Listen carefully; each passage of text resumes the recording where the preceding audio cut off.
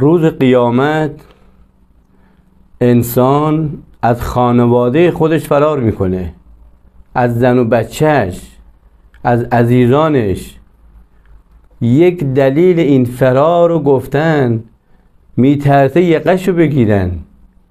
مثلا بچه ها میان یقه پدر مادر میگیرن، پدر مادر تو برای من بهترین امکانات فراهم کردی، بهترین خوراک، پوشاک، تلویزیون، رایانه، ماشین، هر چه خواستم برام خریدی، اما اون کار اصلی رو نکردی، دست منو نذاشتی تو دست خدا. این مهمه.